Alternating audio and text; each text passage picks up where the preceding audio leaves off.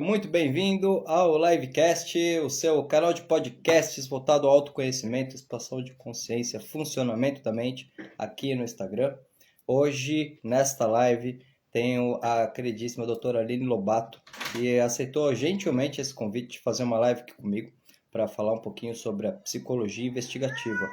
O trabalho da doutora Aline é um trabalho tremendamente importante, porque ela auxilia através de entender comportamentos, padrões mentais, a investigações da polícia para homicídios, para casos que possam acontecer e que sejam verdadeiramente necessários, ter uma investigação mais profunda. E a doutora Aline é uma pessoa maravilhosa e vai compartilhar um pouquinho da história de vida dela com a gente e dizer como que ela entrou no ramo, como é que foi para ela todo esse movimento, como que isso tudo tem trazido questões e aprendizagens para a vida dela, acredito. Então vai ser uma entrevista muito bacana, muito interessante. Doutora Aline, seja muito bem-vinda. A senhora me vê e ouve bem?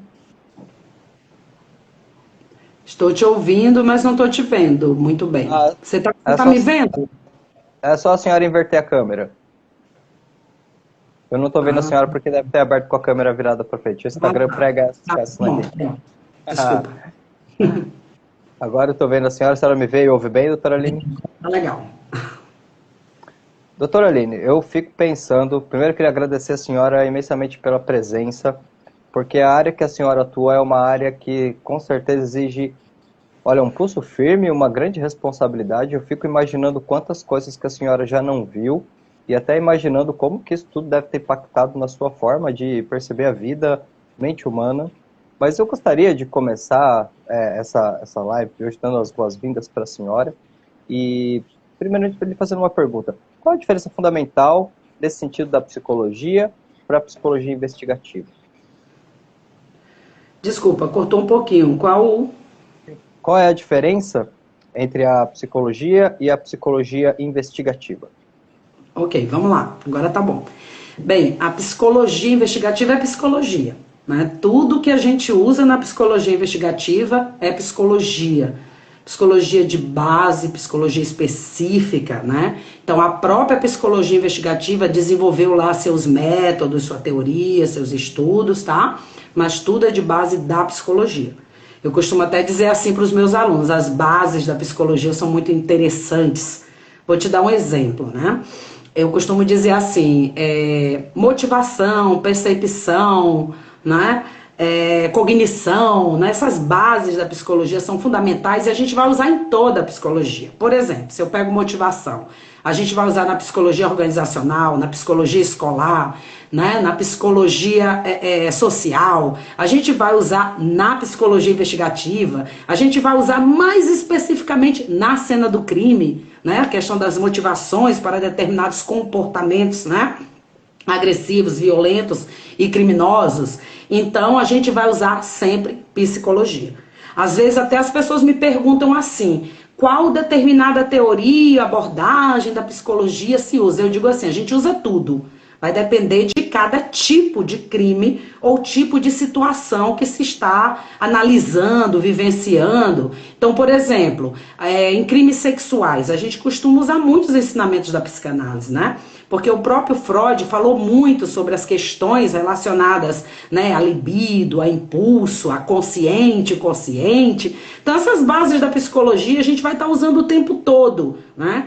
Muitas vezes a gente vai estar usando lá questões ligadas à cognição, à psicologia cognitiva, quando a gente quer avaliar a cognição de um indivíduo em relação a seus atos e aí ao seu conjunto de atos nos modus operandi, né? Então depende, a gente vai usar tudo. Então psicologia investigativa é psicologia. Que interessante. Quantos anos tem a psicologia investigativa com esse termo, A doutora? psicologia investigativa, ela começou mais ou menos em 1970, tá? Mas os cursos de mestrado e doutorado começaram em 1992. Então, os estudos iam sendo feitos antes, mas, né, a questão de oficializar isso em relação a uma área da psicologia e onde você pode se preparar a nível de mestrado e doutorado em 1992 na Universidade de Surrey, na Inglaterra, e depois passou para a Universidade de Liverpool. Eu estudei na Universidade de Liverpool. Interessante. E me diga uma coisa, doutora Aline, a psicologia investigativa, de uma certa forma, era um direcionamento que a senhora tinha, ou de repente a vida foi lhe conduzindo e a senhora foi cair nesse campo, a qual se tornou a mestra em termos de trabalho, de resultados?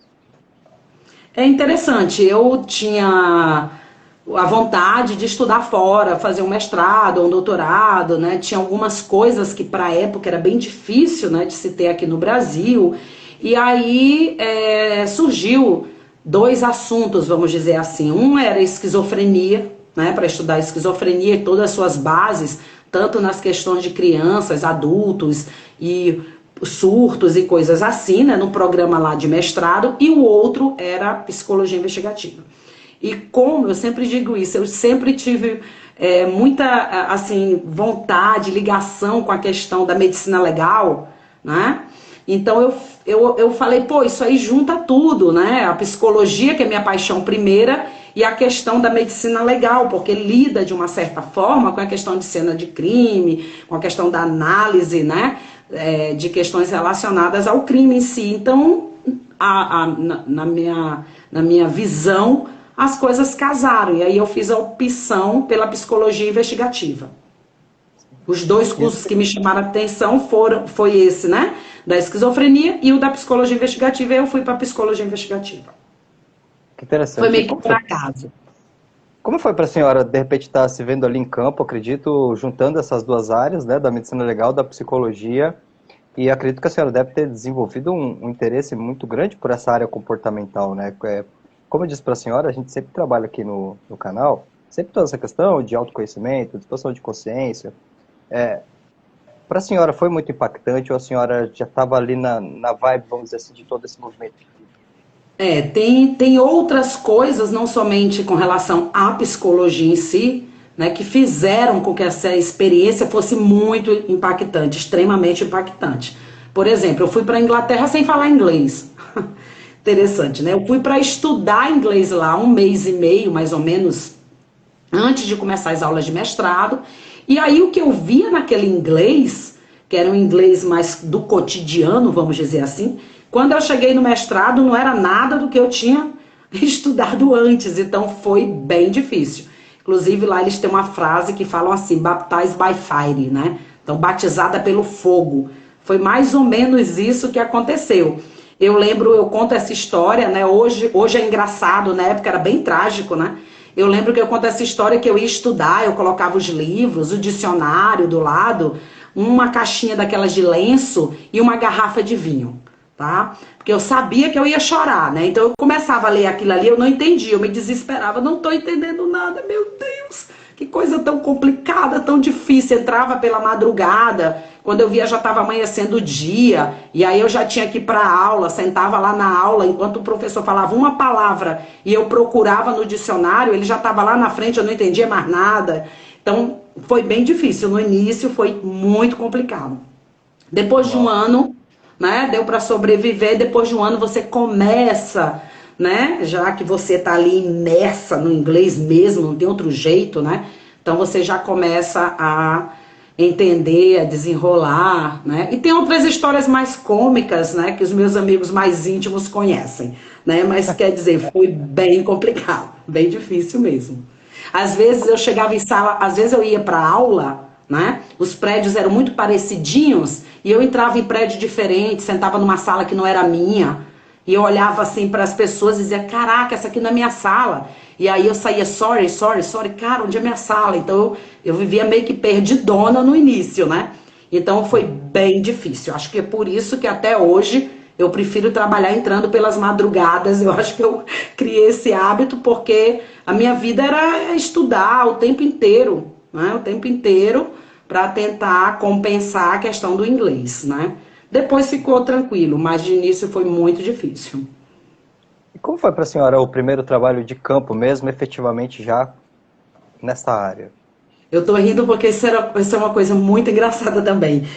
O professor passava, na época era o professor David Cantor, eu tive o privilégio de estudar diretamente com o professor David Cantor, hoje ele está aposentado. O professor David Cantor é o criador da psicologia investigativa, né? E eu lembro que ele falou, olha, nós vamos fazer uns trabalhos, né, que eles chamam essays, que são mais curtinhos, e assignments, né, que são um pouquinho maiores. E aí era um essay, eu vou fazer esse negócio aí, e comecei a pesquisar e tudo, fazer um trabalhinho simples, né? Para mim era muito difícil, então todo mundo terminou ali em 5 dias, eu acho que eu terminei em 15 dias, sei lá. Eu sei que eu fiz aquele trabalho, foi bem complicado, entreguei toda contente pro professor, e aí ele corrigiu, né? Me entregou de volta. E eu fui para casa e fiquei olhando, tinha what, how, né? Como, onde, por quê, né? E eu, meu Deus, por que ele tá perguntando essas... E no final tinha assim, quem fala inglês vai entender. This is rubbish. E eu não sabia o que era rubbish, não sabia, meu Deus, o que é isso? Então eu fui perguntar para uma pessoa, o que está escrito aqui no finalzinho? E a pessoa ficou sem jeito de falar um inglês, né? Eu fui casada com inglês, e ele, sem querer, não fale o que foi. Isso é lixo. Basicamente isso. Eu, caraca, eu não acredito. Então foi bem chocante, porque lá eles te falam diretamente o que está acontecendo. E realmente, naquele momento, não era legal o trabalho. Então eu voltei para o professor, olha, eu sei que isso aqui é um lixo, basicamente, mas eu quero saber, o senhor só colocou como, onde, porquê, quando? Por favor, onde o senhor colocou como? Bote mais umas 2 linhazinhas me explicando para eu poder refazer. E aí ele disse, basicamente, você leu muitos livros de sociologia. Aqui é psicologia. Basicamente o que ele falou, eu vou corrigir novamente. Então ele corrigiu novamente, e onde ele tinha colocado como, onde, porquê, ele fez uma pequena explicação, e aí eu refiz o trabalho e tirei uma nota muito boa. E daí pra frente eu percebi que eu estava lendo basicamente, né, o que não era de psicologia básica, e aí minha luzinha apagou, não sei se tá, mas tudo bem. E aí eu consegui desenvolver, mas foi um choque terrível, né? Quando colocou lá, isso aqui é lixo, né? Não era bem, né, exatamente lixo, mas dizendo assim, não serve para nada, né? Foi terrível, foi terrível.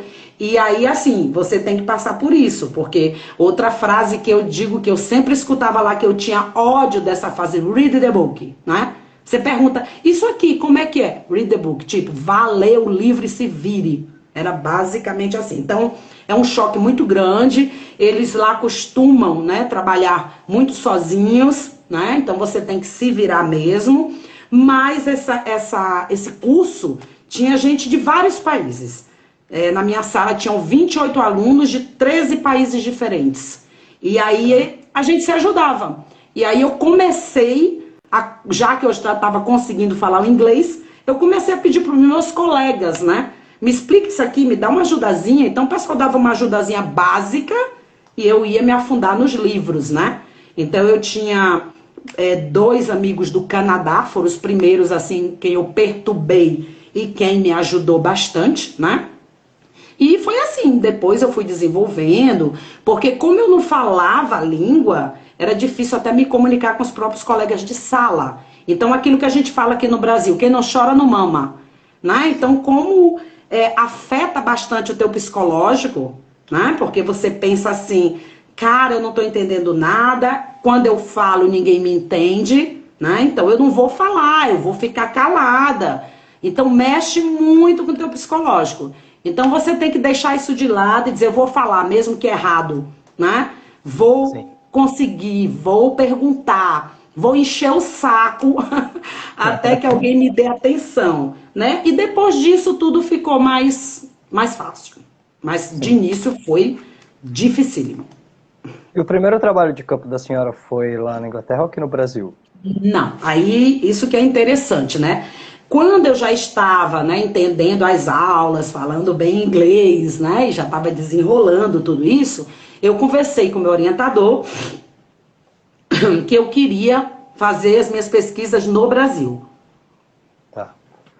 E aí ele achou interessante, né? Ele disse, ótimo. Então eu vim ao Brasil 2 vezes por ano.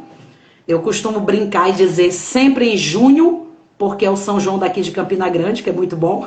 E em dezembro, porque tinha as festividades, Natal, Ano Novo, ver a família. E aí eu visitava presídios. Então eu pesquisei nos presídios, né, por causa da proximidade, nos presídios da Paraíba, o Roger e o Serrotão, no presídio de Recife, o Aníbal, no de Fortaleza, Olavo Oliveira, e no de Natal, que naquela época era o João Chaves, que era um presídio bem perigoso. Hoje ele já foi desativado, já tem outro presídio lá em Natal. Então eu fiz minhas pesquisas no Brasil. E é interessante, porque às vezes eu estou dando curso para policiais, né, principalmente lá no início, quando eu cheguei há 20 anos atrás, basicamente, e aí às vezes os policiais diziam assim, mas essa realidade não é do Brasil, né? Então eu sempre esperava por isso. Eu dizia, bem, todos os meus dados são de criminosos brasileiros.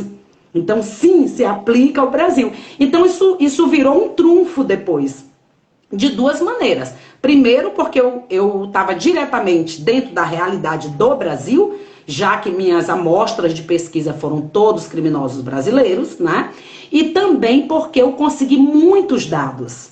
Porque lá tem muita proteção em relação a quantos prisioneiros você vai conversar ou fazer sua pesquisa, por exemplo, ao ano, né? Tantos por mês, não pode aumentar o número. E aqui não. Aqui muitas vezes eu ia sozinha pro presídio, né? Muitas vezes não, sempre ia sozinha, né? E aí eu conseguia fazer meu trabalho lá sozinha muitas vezes, na maioria das vezes.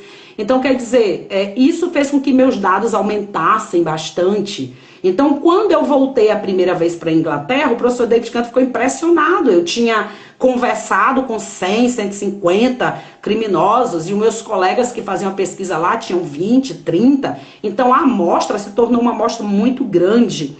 Então, ele achou isso muito interessante e isso me ajudou bastante. Sim.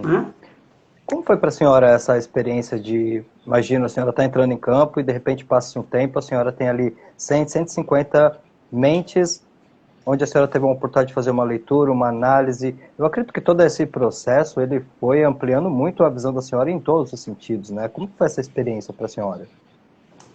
Essa experiência, você está falando, desculpa, eu cortei um pouquinho, essa experiência nos presídios? Isso, da senhora conectar com tantas mentes e ver tantos padrões e começar, acredito, a encaixar muita coisa. Ah, sim. Bem, é muito interessante quando você bebe lá direto na fonte, né? Lógico que tem o lado positivo, o lado negativo, né? Hoje eu tenho um pouco mais de consciência disso. Naquela época tinha a questão da periculosidade, né, e tudo mais, mas na empolgação da minha pesquisa eu não estava muito preocupada com isso, né? Hoje eu já tenho mais cuidados que naquela época eu não tinha, mas foi muito bom ter esse contato direto, né? Você imagina aí a vastidão de tipos de crimes, tipos de mentes e as conversas que eu tinha com os criminosos, né? Por exemplo, aqui, consegui ligar minha luzinha. Aqui, quando eu cheguei na universidade, eu trabalho aqui na Universidade da Paraíba, lógico que a primeira coisa que eu fiz foi querer continuar o meu trabalho, né? Eu queria continuar ainda presídios, né? Continuar fazendo esse levantamento. E eu lembro que durante muitos anos, tipo assim, 10 anos, pelo menos no presídio daqui, a única professora que ia ao presídio era eu, não conhecia nenhuma outra pessoa. Né? Então, quer dizer, eu, professora da universidade, o pessoal das religiões, né? Porque eles costumam fazer trabalhos, né, no presídio e tudo mais, e pronto. Muitos anos depois, né, outra professora, eu soube que outra professora também começou a fazer pesquisas no presídio, mas isso 10 anos depois. Naquela época, os colegas professores ainda diziam assim, você é louca, você vai no presídio sozinha, não sei o quê, e não acontece isso, não acontece aquilo. Eu digo, não, até porque antes de voltar ao Brasil, eu já tinha essa experiência aí de muitos anos de estar indo nesses presídios todos. Então, eu fui desenvolvendo, né, a experiência e também tendo determinados cuidados que lá no início eu não tinha, né, e aí, até hoje, nunca tive nenhum problema dentro do presídio, respeitando a instituição, como a instituição funciona. É uma coisa interessante de colocar. Se você é psicóloga, né, no meu caso, e você vai a um presídio fazer pesquisa, você não vai fazer atendimento, até porque no próprio presídio tem a psicóloga do presídio. Então você não pode passar por cima, né, de cargos, de funções, você tem que estar ligado ao teu objetivo. Então, muitas vezes os prisioneiros queriam conversar, né, mais profundamente, né, Aí eu sugeri, ó, você aqui tem uma psicóloga, vai fazer uma terapia, vai conversar com ela, porque o meu trabalho neste momento é pesquisa. Então, até para sua própria proteção, você não pode ficar me falando coisas aqui num ambiente não clínico, né? Um ambiente onde ele pudesse falar, expressar sem ter alguém escutando, né? Então você tem que ter esses cuidados. Se você tiver todos esses cuidados, você não vai se envolver em situações, nem criar problemas para a instituição, nem para o próprio apenado que está participando da sua pesquisa, porque você tem que pensar na segurança de todos, né? Não só na sua, mas na de todos, e preservar a instituição. Você não pode chegar num lugar desse e querer mudar todas as regras da instituição do dia para a noite. Muitas vezes você não concorda com determinado ponto, mas você não pode interferir de uma forma que você venha causar um caos, né? Para a instituição, para o apenado, para você mesmo enquanto pesquisador, porque aí você não entra mais nunca num presídio desse, né? Então, na maioria das vezes não, todas as vezes eu nunca tive até agora um problema grande. Então eu consegui passear, entrar nessas instituições sem causar danos, né, a essa instituição. A senhora pode compartilhar com a gente como foi o primeiro caso que a senhora teve atuando e os resultados, como é que foi essa experiência de realmente agora estar ali na prática, fazendo toda a investigação comportamental, todas as análises? Como foi essa experiência do primeiro caso que a senhora realmente se viu ali atuando? Olha, no Brasil, eu costumo sempre dizer isso, a gente não tem o cargo, né, de psicólogo investigativo, ou como se chama mais comumente, perito comportamental, ou como o FBI chama de profiler, né, a pessoa que faz análise, traça o perfil, porque esses termos profiling ou profiler, né, são termos americanos criados pelo próprio FBI. Então aqui a gente não tem esse cargo específico. O que é que a gente tem? A gente tem psicólogos que muitas vezes já trabalham na própria polícia e têm esse conhecimento e ajudam lá nos casos, tá? Mas eles são policiais, que são formados em psicologia. A gente tem aí o professor Fernando Jesus, por exemplo, na Polícia Federal. A gente tem o professor Leonardo Faria, né, por exemplo, na Polícia Civil de Goiânia, né? Então a gente não tem esse cargo. Então o meu trabalho, o meu cargo é professora da Universidade Estadual da Paraíba, tá? Então o que acontece? É ser chamado para dar consultorias, tá? Okay. Para avaliar determinados casos. E nem sempre a gente aparece no sentido de que a gente vai assinar um documento como, por exemplo, perito comportamental, porque no Brasil não existe isso, tá? Então, na maioria das vezes, eu participei de casos aqui na Paraíba, né? E aí eu fui chamado uma vez pelo secretário de segurança para avaliar um determinado caso, né? Apesar de já fazer algum tempo, a gente não costuma dar todos os detalhes, né? Mas o caso de uma menina, né, de 14 anos que tinha sido estuprada e assassinada, e aí o secretário pediu para fazer uma avaliação desse crime, que eles não conseguiam uma solução, e não era assim para muita gente, né? O que foi que eu pedi? Eu quero ver as fotos de cena de crime, porque às vezes o pessoal tem dificuldade de entender isso. A psicologia investigativa, ela vai trabalhar com esses atos, com essas ações performadas na cena do crime. Então a gente precisa ver o que aconteceu, ou ter os detalhes do que aconteceu. E aí eu me lembro que eu saí de Campina Grande para João Pessoa, né? E aí estavam lá o secretário de segurança, uma promotora, 2 investigadores e um delegado do caso, né?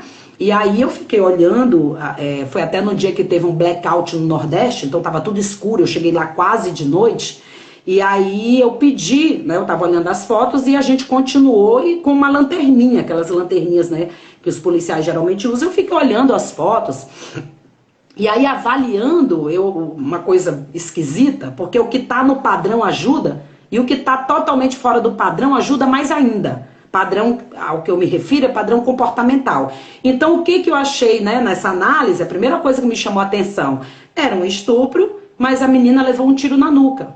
Então, essas duas coisas não combinam, não batem.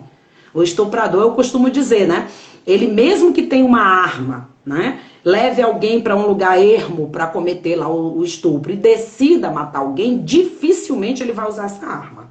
esse revólver. Ele é muito o que a gente chama de manual, ele mata com as mãos, né? Ele quer esse contato.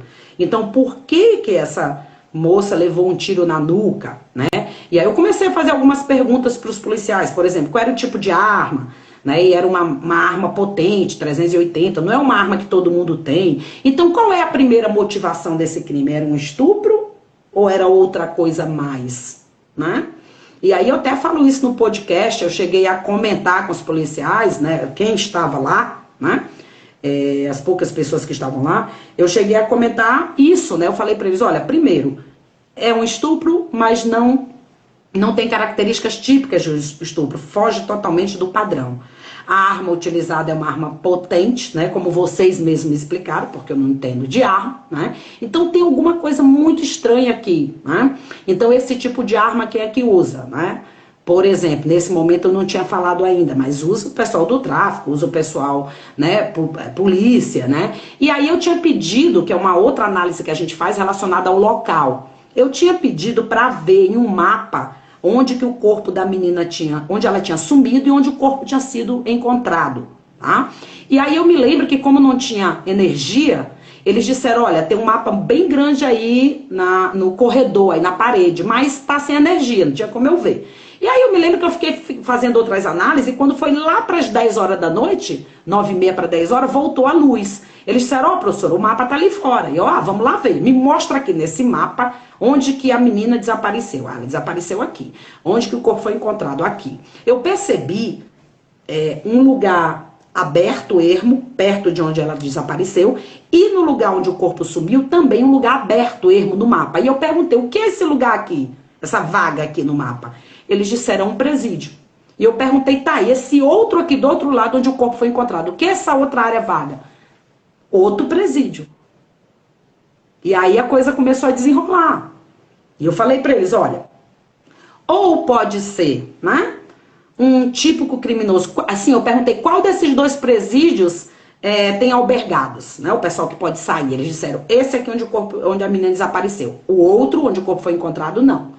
Eu digo, pronto, então, pode ter sido algum, né, criminoso que ia sair às 6 e pouco da manhã, que essa menina sumiu às 6h30 da manhã, né, e aproveitou a oportunidade, a menina estava caminhando por ali, né, ela ia para a escola, e aí ele pegou a menina, né, abordou a menina. Mas, né, onde o corpo foi encontrado, onde foi? Tinha um caminhozinho que entrava por uma mata, um pouquinho, né, e aí... esse outro presídio, onde o corpo foi encontrado, era de segurança máxima, né? E lá os prisioneiros não saíam. Então, a pessoa que cometeu o crime também tinha que conhecer esse local. Não só o lugar onde ela foi abordada, mas o local onde desovou o corpo, né? E aí eu falei assim, olha, eu não queria dizer isso, mas... Não, pode dizer, professora. Pode ser um policial. E policial militar. E aí eles ficaram me olhando assim... Eu pensei até que eles tinham ficado com raiva porque eu falei isso. Por que a senhora está dizendo isso? Aí eu disse, porque quem faz segurança de presídio não é policial militar? Eu digo, a pessoa tem que conhecer esse caminhozinho. E na realidade era um atalho para entrar no presídio ao invés de dar a volta pela frente. E como os prisioneiros daquele lado não saíam, então quem era que entrava e saía conhecia esses locais, né? E aí eu falei para eles, olha, eu vou sugerir que vocês procurem por um policial militar. E aí eles ficaram me olhando assim meio esquisito, e eu digo, o que foi? Aí eles disseram, não, é porque o suspeito é policial militar. E eu disse, como a gente diz aqui no Nordeste, então acocha esse caba. Porque dentro das análises eu também falei sobre a idade, né? Eu falei, olha, a maneira como o crime foi cometido demanda um pouco mais de cognição, de conhecimento, um pouco menos de impulsividade. E aí eu disse, eles tinham DNA no corpo da menina, né? Na vagina da menina. E aí eu disse pra eles, e o DNA? Não, a gente fez, eles fizeram DNA primeiro com pessoas aproximadas da idade dela, e eu brinquei com eles, eu digo, pô, vocês queimaram o DNA, porque na minha análise esse cara é mais velho. Ele tem ali acima de 30 anos. Eu falei isso. E realmente tinha. Ela tinha 14, mas não era aqueles meninos da escola, né? De 17, de 15, 16. Eu disse, não, essa maneira de agir, essa potência dessa arma, né? Não tem a ver com essa impulsividade que é mais típica dos mais jovens. Então, eu apostaria numa pessoa mais velha. Eu já tinha dito isso antes de eu ver o mapa. E aí, quando eu vi o mapa, a coisa abriu assim, porque a gente analisa, a gente tem parâmetros de análise, que é geralmente o crime, né? A cena do crime, o criminoso e a vítima. Né? Então, quando a gente fala sobre o crime, uma forma geral, né? Ou seja, qual tipo de crime, quais são as especificidades deste crime, o que está combinando, o que não está, né? Por exemplo, tiro na nuca em crime de estupro é muito incomum, totalmente incomum. Então, isso já te leva para um outro parâmetro, ou seja, cuidado, que você pode não estar, né, analisando procurando por aquele estuprador básico, né? Então, tem alguma coisa a mais aí. E assim, você vai juntando o quebra-cabeça, tem técnicas para isso, tá? A gente usa técnicas para avaliar o local. Por exemplo, se o crime foi fora, o que eles chamam de outdoor, por exemplo, num terreno baldio, num lugar assim, tem determinadas características ligadas a isso. Se foi um crime dentro, num ambiente fechado, tem outras características ligadas ao fato de ter sido em ambiente fechado, que a gente chama de indoor, e assim por diante. Então a gente vai avaliando diversas situações dentro destes parâmetros, né? O crime, a cena do crime, tem tipos de cena de crime, né? Específicas, e aí dependendo do tipo da cena do crime, o criminoso vai ser diferente. Aí tem o criminoso, que é basicamente os perfis, os tais dos perfis, né? Que a gente prefere chamar, no caso da psicologia investigativa, quem chama de perfis é o pessoal do FBI, né? A gente chama mais de padrões comportamentais. Então, tem padrões comportamentais diferenciados por diferentes tipos de criminosos, né? De comportamentos, de motivações, né? E aí tem a própria análise da própria vítima, que aí tem um protocolo a seguir, que nos cursos aí eu mostro o que deve ser levantado com relação às características da vítima que podem auxiliar na análise daquele crime, né? Eu assisti muitas entrevistas da senhora e eu procurei tentar tomar o cuidado ao máximo de não ser repetido, porque eu fiquei pensando, nossa, a doutora Aline deve ter coisas que ela, já quase que ela deve colocar um gravadorzinho assim, mas não tem como fugir, ela sempre vem. A senhora falou que são 4 padrões, né, de comportamento. Esses 4 padrões, obviamente, eles foram adaptados da psicologia, eu vejo que a terminologia que a senhora usou é diferente, mas a senhora poderia falar um pouquinho sobre eles? Não, os 4 padrões comportamentais em relação aos serial killers, né? Então, então, cada tipo de crime, eles identificaram os estudiosos, os pesquisadores, né? Então, às vezes, é lógico que eu tenho que repetir isso, não foi eu que criei. Eu não posso inventar a cada momento que eu falo uma coisa nova, né? Então, por exemplo, os padrões comportamentais dos serial killers são os visionário, missão, hedonista e poder. Então, o que significa isso? Eles perceberam nos seus estudos, nas suas análises, diretamente com o próprio criminoso, analisando diferentes cenas de crimes, né, analisando seleção de vítima, um monte de situações, os modos operantes como um todo, eles perceberam que tem 4 tipos diferentes, né? Em relação, por exemplo, à motivação, né? Então, para os serial killers, eles definiram esses 4 padrões. Mas se, por exemplo, eu vou para outro tipo de crime, como, por exemplo, a questão do abusador de crianças, né, o pedófilo, abusador, molestador de criança, então a gente vai ter 7 padrões comportamentais. Então, vai depender de cada tipo de crime. Então, os 4 são em relação... Os estupradores também são 4 padrões. Então, os criminosos vão agir diferente em relação a esses padrões, A, B, C e D. Então, são comportamentos diferentes.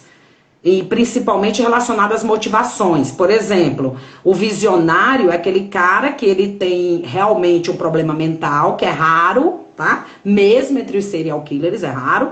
E esse cara, ele mata alguém porque ele escutou vozes, viu coisas, ou seja, ele tem psicose. Por isso que eles botaram esse nome de visionários, tá? E aí o crime desses caras são diferentes dos outros. Para começar, como ele está em surto, né? O crime é muito violento, ele não tem cuidado de esconder muito as coisas, então tem sangue por todo lado, mancha de mão na parede, geralmente é dessa maneira, né? Já a omissão, ele não tem nenhum problema mental, ele simplesmente impôs a ele mesmo que ele tem uma missão que geralmente é destruir algum grupo que ele fantasiou que não é importante para a sociedade. Então, a característica típica do missão é escolher um grupo específico ou grupos específicos. Por exemplo, prostitutas, judeus, homossexuais. Então, ele mata pessoas daquele grupo, tá? Por isso que o nome dele é missão. Ele botou na cabeça dele que ele tem essa missão. O hedonista é aquele ligado à questão, hedonismo é prazer, né? Então é aquele ligado à questão sexual, tá? Que mata por essas questões sexuais. E o poder é aquele cara que ele sente muito prazer, né? E está exercendo um grande poder sobre a outra pessoa, no sentido de que ele tem a vida daquela pessoa nas suas mãos. Então, ele não vai envolver a questão sexual, ele mata para sentir esse prazer, esse poder imenso em relação a outra pessoa. Na maioria das vezes, ele carece ou careceu desse poder na sua vida, né? Da sua infância, adolescência, a fase adulta. Então, ele vai compensar, né? Se sentir nessa posição de poder quando ele comete um crime. Então, cada um desses criminosos são padrões diferentes de comportamento. Isso vai influenciar na maneira que ele comete o crime, quais tipos de vítima que ele vai escolher. Então, influencia em todos o modus operandi dos criminosos. Então, o modus operandi relacionado ao visionário é um, o modus operandi relacionado à omissão é outro, os modus operandi relacionados ao hedonista é outro e ao poder é outro. Então, eles vão ser diferentes, distintos. Isso ajuda a gente a entender uma cena de crime. Então, quando a gente olha aquelas determinadas ações ou a escolha de vítima, né? Por exemplo, eu estou lidando com missão, o cara só está escolhendo, só está matando prostitutas. Então esse cara, ele pensa que, ele botou na fantasia dele que ele tem uma missão de exterminar um determinado grupo. Então para ele não está fazendo nada de errado. Por exemplo, o missão, quando ele é preso, já teve casos dele dizer assim para a polícia: ó, vocês deviam me agradecer, porque eu estou exterminando esse grupo que eu não acho legal para a sociedade. Então na fantasia dele, todos eles vão entrar no processo fantasioso. Isso aí no caso dos criminosos como um todo. Eles fantasiam muito, alimentam aquela fantasia e isso dá vazão, né, dá subsídios para o crime, para o cometimento dos crimes. Sim. Qual foi o caso mais desafiador que a senhora já trabalhou? Foi o caso de uma menina que foi encontrada, uma adulta já, né? Ela foi encontrada com um exame de gravidez no bolso, tá? E numa estrada, na saída aqui da capital de João Pessoa. E na época a delegada do caso tinha sido minha aluna, quase todos aqui foram meus alunos em algum momento, né? E aí ela me consultou em relação a esse caso e eu fiquei ajudando, né? E aí ela pediu que eu fizesse uma primeira análise, e essa moça, ela era de uma família simples, né, de classe econômica mais baixa, e eu insistia que a pessoa que cometeu o crime era de uma classe econômica mais alta, tá? Porque isso tem a ver até com o desenvolvimento de tua cognição e todas as oportunidades que a vida te dá, né? E a maneira como o crime foi cometido. Para começar, o corpo foi jogado numa BR, na saída da cidade. Só isso já te diz uma coisa: o indivíduo estava motorizado, certo? Dificilmente o cara ia pegar um carro emprestado para fazer isso. Ele podia até roubar um carro para fazer isso, mas seria mais complicado. Então eu comecei a falar que achava que era uma pessoa de uma classe melhorada, a cognição dele parecia ser melhor do que daquele impulsivo básico, certo? E aí a delegada me ligava e a gente trocava informações, né? Por exemplo, um momento ele deu o primeiro depoimento, ela pediu que eu desse uma olhadinha e eu percebi que ele puxava muito na camisa. Ele tava com a mão assim, ele puxava. E aí eu comentei com ela: tu percebeu que ele puxa na camisa? Ela disse: não percebi no vídeo, olha de novo, né? Porque no momento que você tá ali interrogando, você nem sempre tá. Porque naquele momento ele não estava sendo interrogado, né? Ele estava sendo escutado, ele não era ainda um principal suspeito. E aí eu disse: às vezes o criminoso faz isso aqui porque ele tem marcas. Quando a pessoa vai se defender de outra, é muito comum segurar aqui. E aí deixa marcas aqui. Chama ele, dá uma averiguada aí nessa área, e realmente ele tinha marcas de dedo, né? E aí foi desenrolando, e a investigação é assim: cada momento aparece uma coisa nova. Olha, apareceu isso aqui, o que você acha? Por exemplo, lá no início eu já tinha dito que era alguém com uma cognição melhorada. E aí logo depois ela disse: olha que interessante, apareceu um cara que ela namora, né? Namorava, que ela tinha morrido, né? E esse cara é um cara da alta sociedade daqui e tudo mais, estudante de direito, né? E foi um caso bem emblemático, problemático, né? E aí, quando terminou essa investigação, ele foi condenado a 17 anos, não me lembro se pagou tudo, provavelmente não, né? Questão do dinheiro e tudo mais. Mas eu lembro que a delegada falou assim, obrigada à minha equipe, falou naquela época era Facebook, obrigada à minha equipe, queria agradecer a professora Aline Lobato. Aí eu lembro que minha mãe disse assim, cuidado com isso aí, é perigoso, podem vir atrás de você. Então tem essas coisas assim, né? Mas, ossos do ofício, né, a gente tem que... Esse caso foi bem bem difícil de fazer uma determinada análise e ia chegando coisas novas e você ia adaptando na análise, né? Você nunca fecha a análise logo no início, você, né, faz outras... Por exemplo, você necessita de determinadas situações e de outros profissionais. Por exemplo, eu sou psicóloga, então eu não sei, por exemplo, qual foi a causa da morte, que é importantíssimo para a gente medir na psicologia nível de violência, vulnerabilidade da vítima, mas eu não posso definir a causa da morte. Então eu tenho que esperar o quê? Um laudo, né, dos médicos, ou o pessoal da perícia, né? Qual foi o objeto usado para matar? Isso é importante. Esse objeto foi introduzido na vítima com muita força, com pouca força, em qual lugar do corpo, porque isso te diz até da experiência, se o indivíduo tinha experiência de matar logo, né? Ou se foi por acaso, que a gente chama de violência súbita, de repente aconteceu. Então, essas informações a gente não vai poder ter. A gente tem que contar com a informação que vem da perícia, que vem da medicina legal. E essas análises, elas demoram um pouco a ser feita, né? A serem feitas. Porque precisa de laboratório, precisa de um tempo, né? Para se analisar o corpo. Então a gente nunca fecha a coisa lá no início, a gente já tem uma ideia, mesmo que a gente vá na cena do crime, a gente já começa a analisar a cena, mas tem coisas que é necessário, eu costumo até dar um exemplo bem simples de entender, que é assim, por exemplo, eu vejo lá um corpo morto, vamos dizer que seja uma mulher, mas eu não sei se houve o estupro, eu não sei se houve o abuso sexual.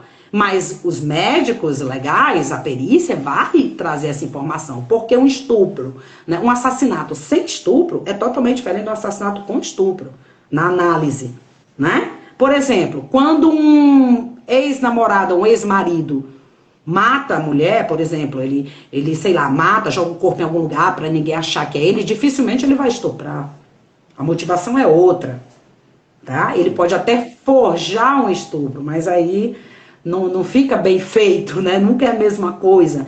É diferente de um indivíduo estranho que aborda uma vítima para estuprá-la e matá-la. É diferente, a motivação é outra coisa. Por exemplo, um hedonista, né? Então a gente precisa saber desses detalhes que vão vir de outros profissionais. Então, é uma equipe, né? Trabalhando. Então, lá fora, nos outros países onde a psicologia trabalha nessa questão da investigação, ela vai trabalhar como equipe, né? Para poder ter essas informações. Sim. A senhora falou no começo que a senhora sempre teve um certo interesse na área da medicina legal, né? E como foi para a senhora quando a senhora precisou estar lá em loco numa cena de crime? A senhora tem que estar ali naquele momento mesmo, que ainda está o corpo, tudo, ou a senhora pode ver depois? Como é que foi para a senhora? Aqui no Brasil, não. Aqui no Brasil, não. Seria o ideal. O que seria o ideal? Criar esse cargo seria o ideal. Do perito comportamental, assim como a gente tem um perito forense, criar o perito comportamental dentro das delegacias, né? Pelo menos um em cada delegacia, para que ele pudesse trabalhar com a equipe, seria o ideal. E aí sim ele iria à cena de crime, porque é isso que tem que ser feito. Em outros países, esse perito vai à cena de crime. Sim. Quando os casos acontecem, né? Então, ele tem uma condição de fazer melhor essa análise, tá? A gente não, a gente tem que ver depois que aconteceu, através de fotos, né? Então, seria fundamental se tivesse. Lá na Inglaterra, a gente, como parte da equipe do professor David Kant, a gente participava algumas vezes da cena de crime, porque quando ele permitia, e a gente ainda estava estudando, né? Mas todas as vezes, né, quando a gente ia fazer alguma consultoria, Então, os alunos de mestrado, de doutorado se envolviam na consultoria para ajudar nas análises. Então, às vezes ia em cena de crime e às vezes olhava o material. Material o quê? Fotografias da cena de crime, laudos da perícia, por exemplo, o objeto, o corte contundente, né? A gente tinha que saber disso, ou a causa da morte, que vem lá da medicina legal. Então, a gente trabalhava fazendo essas análises. Nem sempre necessário, fundamental e a cena de crime, né? Mas é melhor, quando você pode estar em loco naquele momento que aconteceu. Até porque a gente sabe que cena de crime podem se perder, né? Vestígios, tanto físicos quanto comportamentais, tá?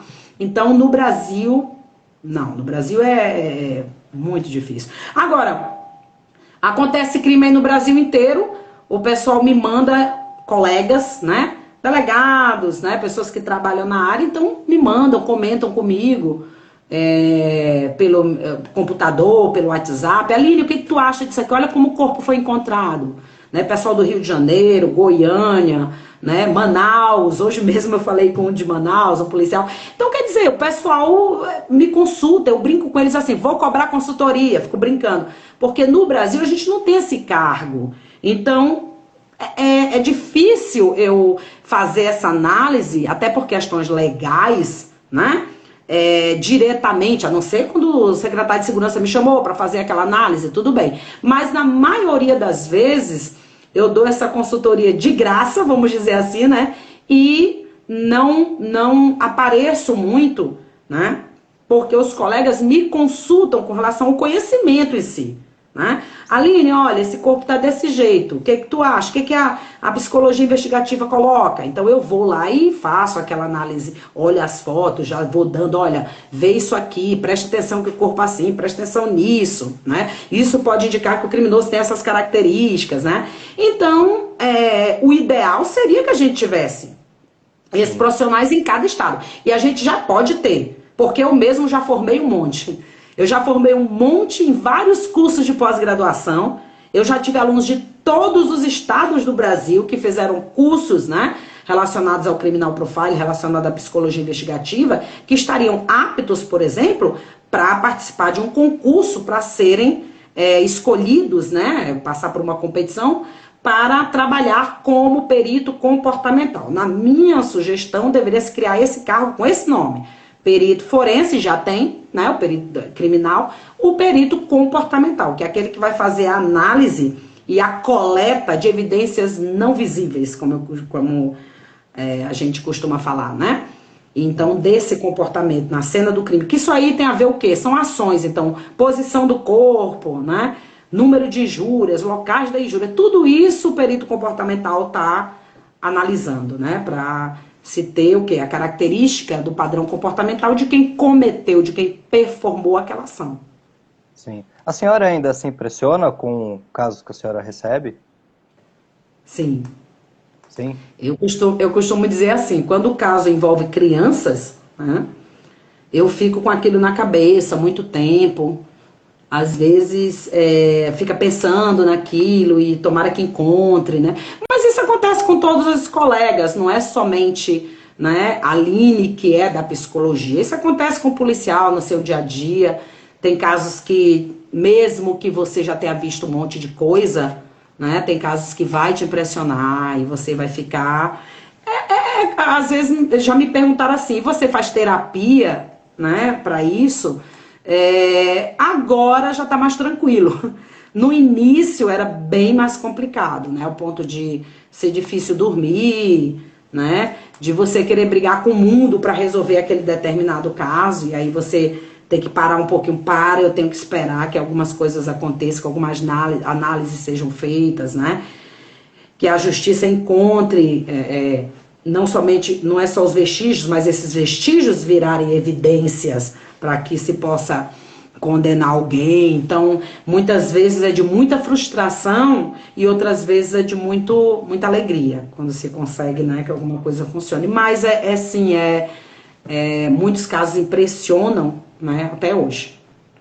Porque eu fico imaginando, para mim, doutora Aline, o meu universo é um universo onde tudo que a senhora está me relatando existe, mas eu nunca tive contato direto com nenhum tipo de experiência assim. E eu fico imaginando como a senhora e todas as pessoas que trabalham nessa área são pessoas que são muito guerreiras mesmo, porque a nossa mente ela é muito suscetível, né?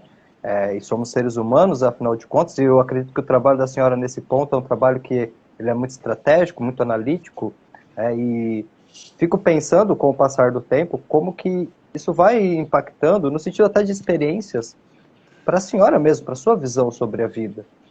Porque eu acredito que a senhora já viu muitas coisas que para muitas pessoas nem existem.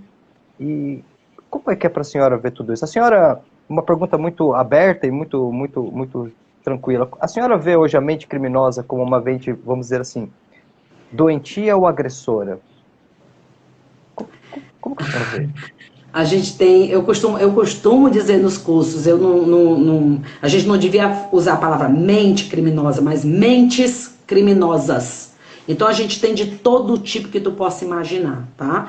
É que nem você entrar numa loja de roupa e você tem vários tipos de roupas para você escolher. Então tem de todo jeito, tá? Tem aquele que a mente é doentia, tá? Tem aquele que a mente é perversa. Tem aquele que não sabe bem o que está fazendo, tem aquele que tem plena consciência do que está fazendo.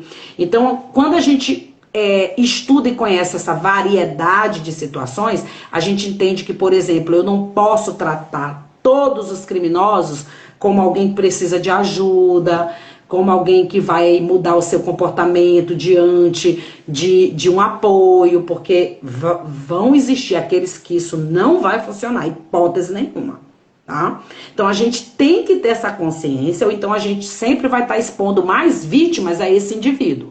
Tá? Então eu costumo dizer assim, determinados indivíduos a gente tem que entender que eles não vão mudar esse comportamento, que eles são de alto risco e que eles têm que ser afastados da sociedade, sim.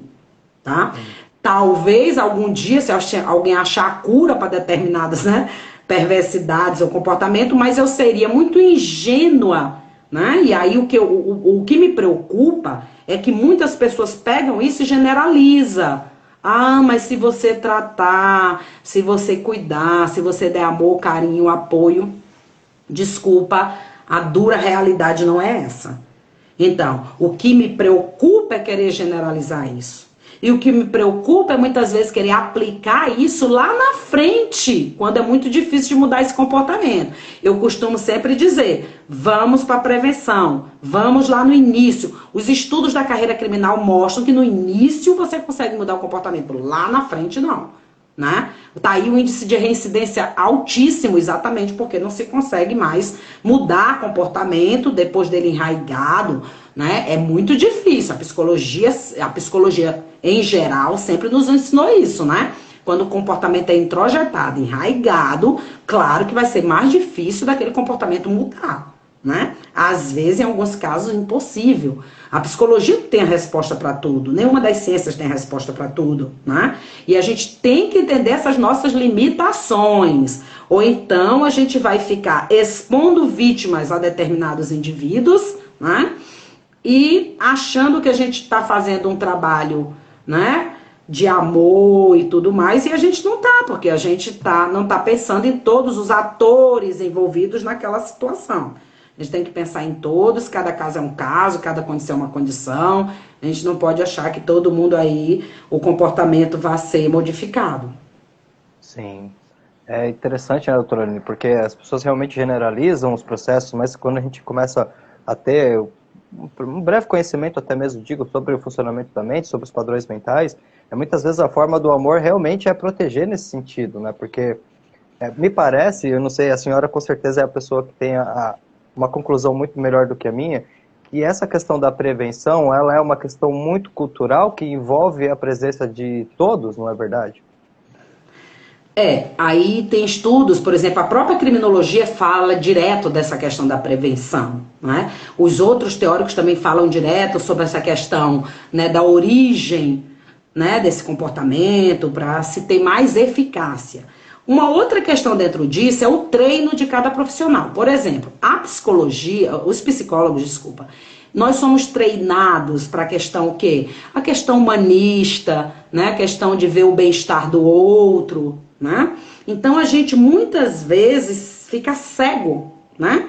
Diante de determinadas situações, porque a gente foi treinado para determinadas questões. Por exemplo, sequestro e negociação. O psicólogo jamais pode ser um negociador.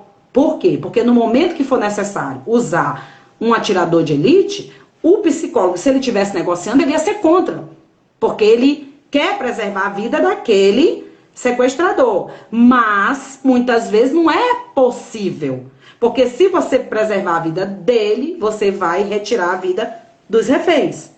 Então, tem determinadas situações que a gente tem que entender isso. E o psicólogo, como a gente é treinado durante anos e anos e anos para essa questão do lado, né, mais humano e tudo mais, em determinadas situações, a gente vai mais atrapalhar do que ajudar. Como é o caso do sequestro, né, e com reféns. E assim outras questões também. Sim, e o que a senhora sente depois de tanta experiência, de tanta aprendizagem? O que depois de toda essa vivência mudou na Aline, como pessoa, percebendo toda a vida nesse contexto? O que a senhora sente que toda essa experiência lhe trouxe de mais profundo, doutora Aline? Eu sinto cada vez mais do que eu sentia antes, que o conhecimento é fundamental. Né? Conhecimento é fundamental. Eu lembro quando eu cheguei no Brasil, ninguém nem falava em psicologia investigativa. Não falava de jeito nenhum.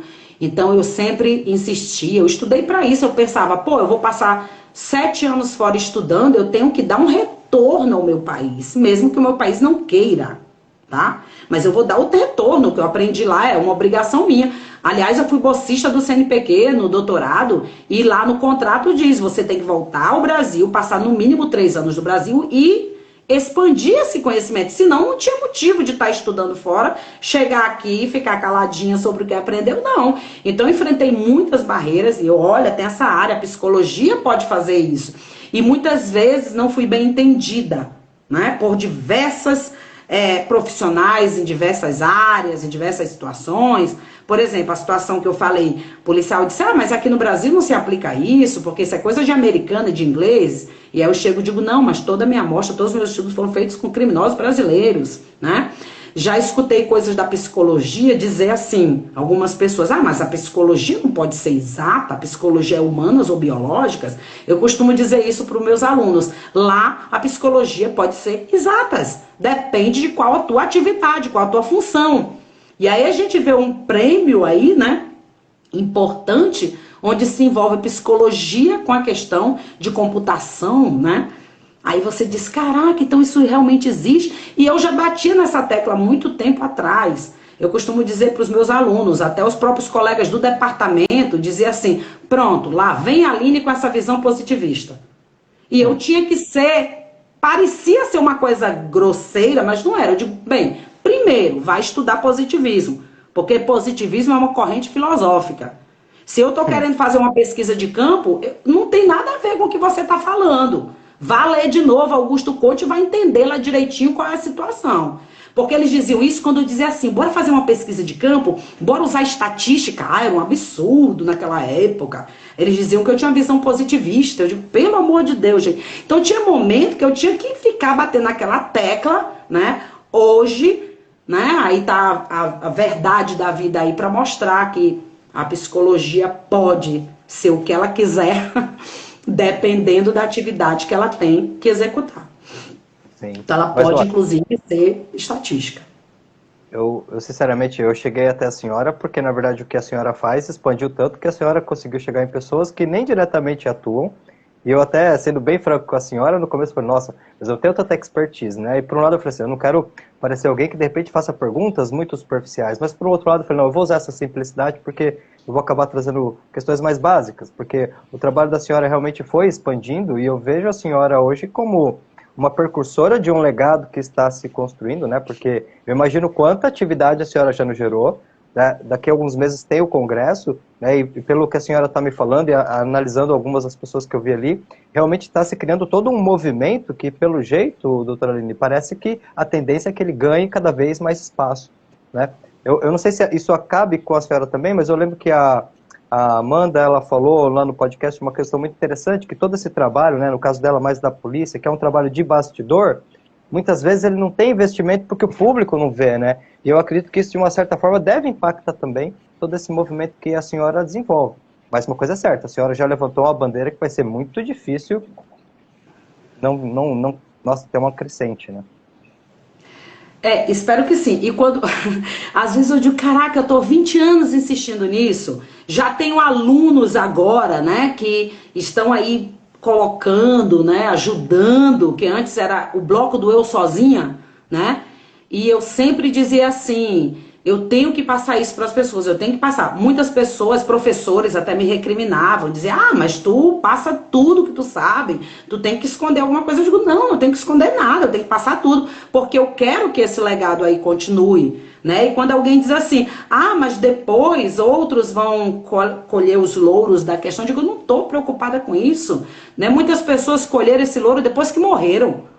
Tem gente que só ficou famoso depois que morreram. Então eu não quero, não tô pensando em morrer, não. Então deixa, pode passar 50 anos, 60 anos, eu não tá mais nem aqui, né? Mas alguém tem que continuar aquilo, né? Então, por exemplo, uma das coisas que eu gostaria de ver, né, como eu falei, é esse cargo do perito comportamental em todas as delegacias, pelo menos nas capitais do Brasil. Aí eu, tipo assim, agora a coisa anda e valeu a pena.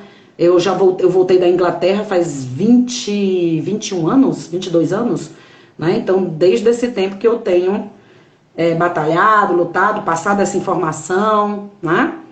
Sim. Muitas vezes não sendo bem acatada, para dar opinião de conhecimento em determinadas situações. Hoje já é diferente.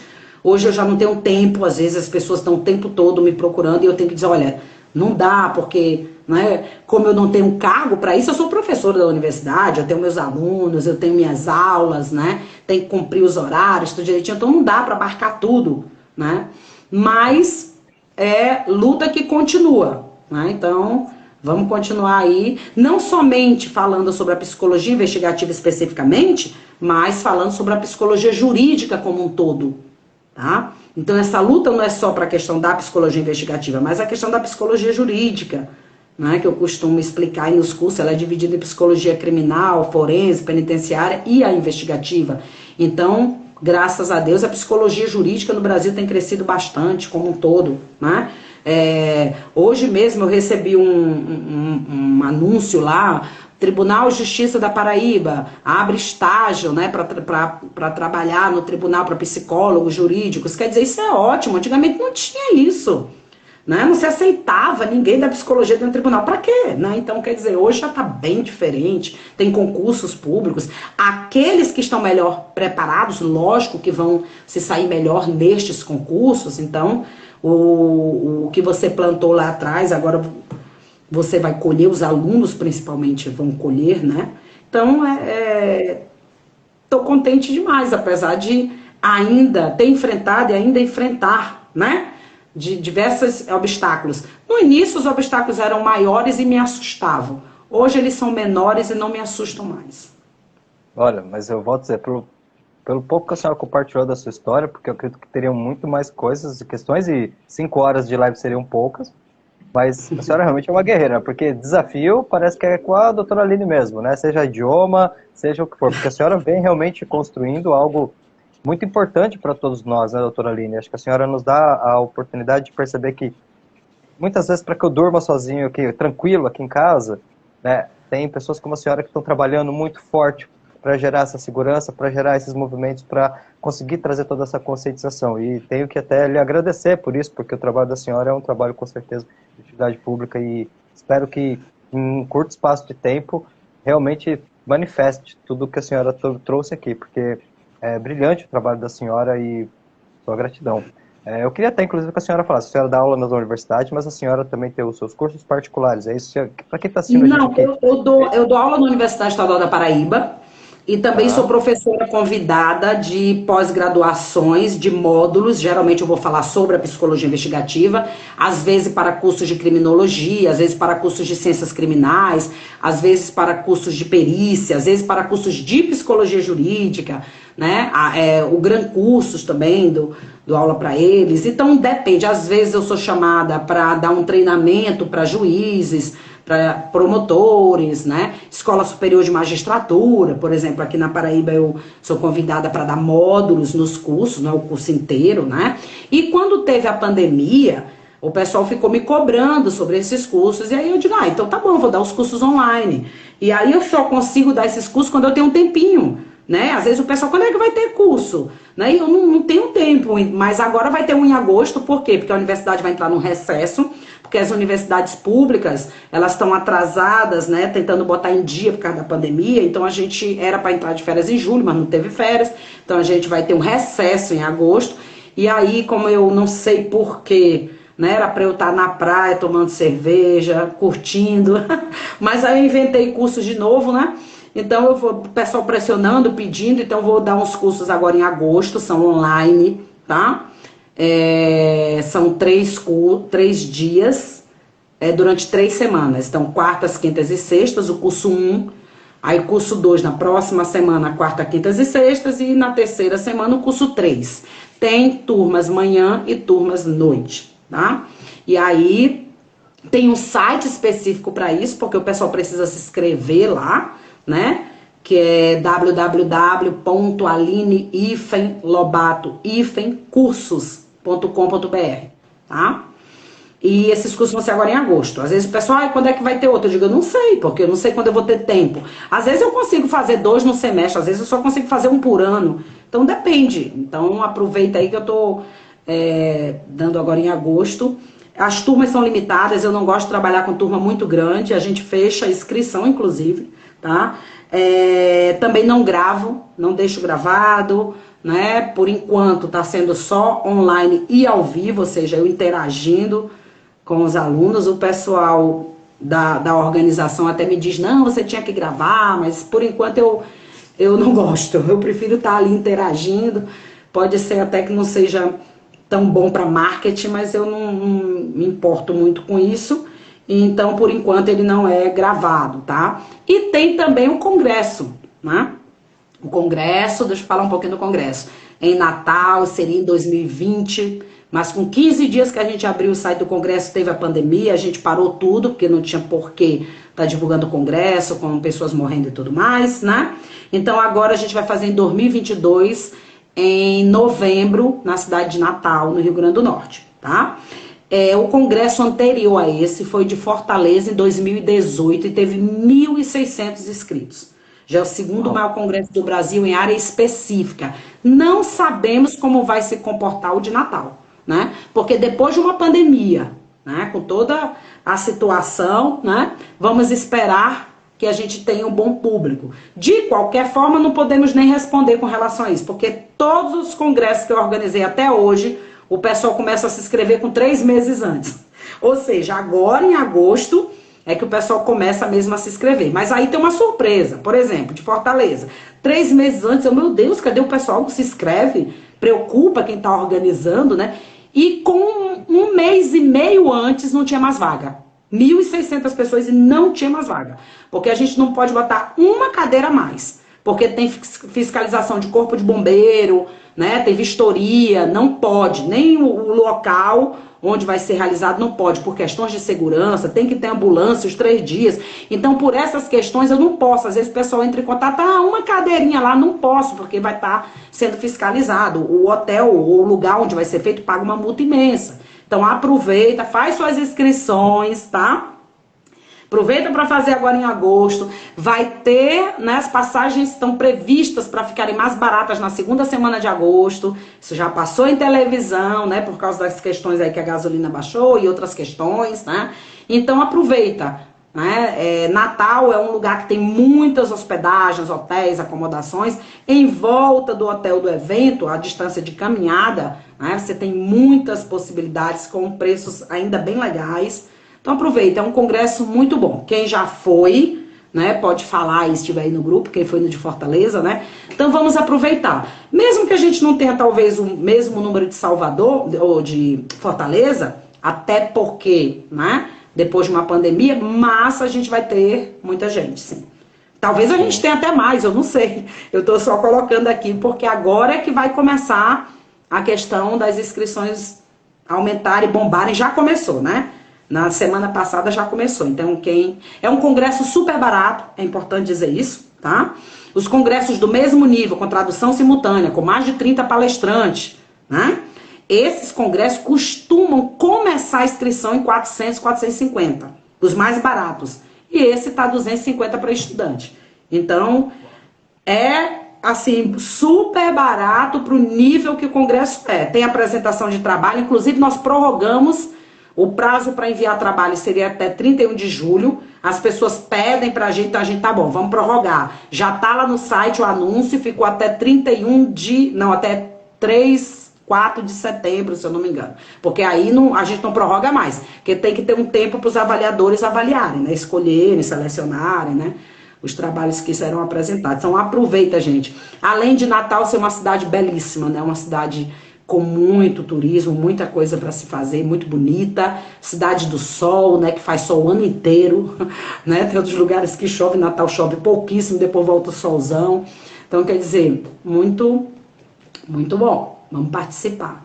E aí vai ter gente fantástica lá. Antônio de Pádua Serafim, Leonardo Faria, Fernanda de Jesus, Sônia Rovinski, isso os brasileiros, né? Os de fora vai ter o Adrian Rainey. Então vai ser assim, muito bom. E são oportunidades raras por esse preço, né? Aproveite mesmo, porque é muito bom. Pode falar sério, vai ter um show de conhecimento, ainda vai tirar 2 diazinhos para aproveitar um pouquinho o Natal, né? O útil, agradável. 3 dias, né? 3 dias. Ainda tem essa, o congresso é 3 dias, a maioria está fazendo com 2 dias. Então são 3 dias. Né? Nossa, então... doutora, eu desejo tudo de bom mesmo. Eu acredito que vai superar a expectativa da senhora, sim, porque a crescente de todo esse tema tem sido muito grande. A gente percebe até pelo pessoal aqui na live, né? Todos sejam muito bem-vindos. Obrigado pelo carinho. A senhora recebeu vários elogios. O que a senhora foi vendo, passando por aqui. Então, pessoal super engajado, dizendo que já participou, dizendo que quer participar. Quem teve alguma dúvida, em último caso, chama a doutora Aline aqui no inbox, que com certeza ela vai lhe dar uma atenção. E, doutora Aline, eu não vou... e o pessoal que já participou, não te interrompendo e já interrompendo, Alex, o pessoal que já participou, ajuda aí, divulga o congresso. Quem já participou é quem mais pode dizer, fui, gostei, é muito bom. Outra coisa, não é só a área da psicologia, né? A gente tem psicologia, direito penal, medicina legal, esse ano tem enfermagem forense, tem perícia criminal, segurança pública e tecnologia criminal. Então, o congresso que é legal para psicólogo, para advogado, para perito, para policiais, né? Todo mundo que trabalha com a questão de crime, criminalidade, né? Então vai se beneficiar com os ensinamentos. E como eu participo de muitos congressos aí como convidada, eu posso garantir a vocês, a galera que está lá escolhida a dedo, né? Pessoal muito bom. Que legal. Doutora Aline, olha, só gratidão mesmo à senhora pela sua simplicidade, pelo trabalho extraordinário. A senhora praticamente deu aqui para a gente uma palestra exclusiva, né, com um conteúdo tão interessante, trazendo um pouco da sua experiência e realmente de todo o coração que tudo dê muito certo, porque a causa da senhora, a doutora Aline Lobato, vai ser conhecida por muito tempo. A senhora pode ter certeza que a senhora está deixando um legado para a gente, viu? Muito obrigado. E olha, tudo de super bom para a senhora. Muita gratidão pelo carinho mesmo. Eu digo para a senhora assim, a senhora tem gerado um movimento que é muito importante. E poucas pessoas conseguem ter esse movimento de gerar trabalhos tão significativos e manter a humildade e a receptividade que a senhora me acolheu desde o primeiro contato. Muita gratidão, doutora Aline, muita gratidão mesmo. Uma honra ter uma live com a senhora gravada aqui. Gostaria de tirar uma selfie com a senhora aqui, porque eu preciso registrar esse momento. Então, deixa eu tirar uma fotinho aqui com a senhora. Vamos lá. Vamos se ajeitar para sair bonito na foto.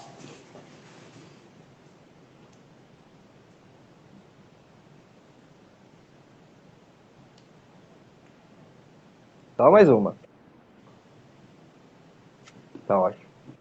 Tira o bucado aí e coloca a mais bonita, que a gente saiu mais bonito. Tá bom, vamos pegar. Olha, eu digo uma coisa sincera para a senhora. Se eu dependesse de foto, eu passava foto. Então eu vou tirar mais umas 2, porque pode ser que... Vá lá, tire lá. Eu já vi por aqui a minha amiga Anne Marques, que entende tudo de foto, né? Uma amiga pessoal, que é modelo, lindíssima. Essa entende de foto, né? Então, às vezes, quando eu tiro uma foto, que eu chamo ela de Aninha, que eu conheço desde criança, é filha de uma amiga minha. Aninha, ajeita aqui esta foto. Qual que ficou melhor? Eu vi ela passando por aqui, eu sei que ela tá por aí dando uma olhada. Que bom, Aninha. Apesar de não ser da área, você tá por aqui prestigiando. Beijo pra sua mãe e pra você. Gratidão, doutora Aline. Uma ótima noite para a senhora. Muitas felicidades e, mais uma vez, muito obrigado mesmo. Eu gostaria de agradecer também a presença, né, de todos os meus alunos. Eu já vi um monte de nomezinho conhecido aí, né? Outros não, outros são pessoas que eu ainda não conheço, talvez ainda não me conheçam, né? Mas aí faço o convite novamente, vamos para o Congresso de Natal, que lá vocês vão ter a oportunidade de conhecer também um monte de palestrantes interessantes. Desses encontros sai pesquisa futura, né? Sai contatos para fazer curso. É bom para o palestrante também. A gente acaba conhecendo outras pessoas, né? Que organizam cursos e que nos chamam, né? Então é muito legal esse contato e é onde as coisas vão acontecendo. Então participem, tá bom? Beijo para vocês todos.